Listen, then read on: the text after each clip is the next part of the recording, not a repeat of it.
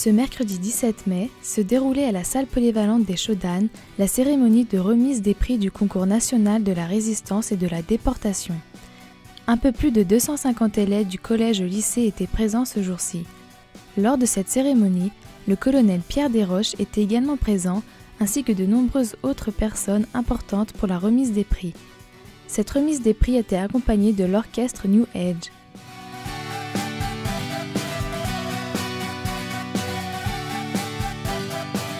Frédéric Gilardot, directeur académique des services de l'éducation nationale de la Savoie, nous explique l'origine de ce concours et son but. Le concours national de la résistance et de la déportation a été mis en place par le ministère de l'Éducation nationale en 1961 et il concerne à la fois les collégiens mais aussi les lycéens de tout le pays. Il est particulièrement suivi en Savoie parce que nous avons une vraie dynamique, notamment avec les associations et le colonel Desroches, qui permet à ces jeunes de disserter sur des sujets chaque année différents et d'être ensuite sélectionnés par un jury que je préside en fonction de leurs travaux.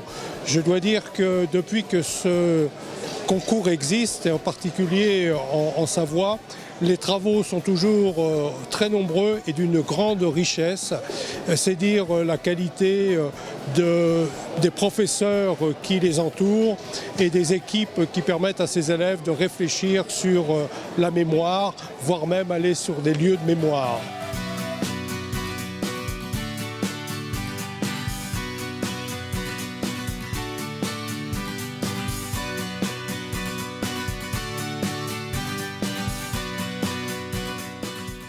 Des élèves du collège Lamartine d'Aix-les-Bains nous racontent comment s'est passé leurs travaux pour ce concours.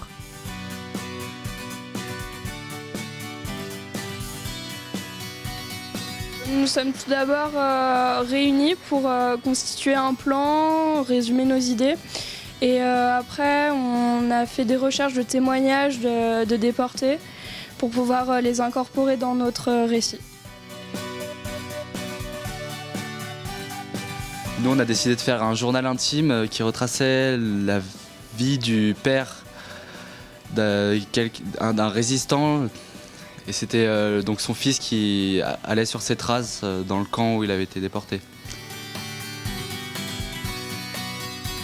Comme l'a dit le sous-préfet de Savoie, il faut ne jamais oublier pour ne jamais reproduire les mêmes erreurs.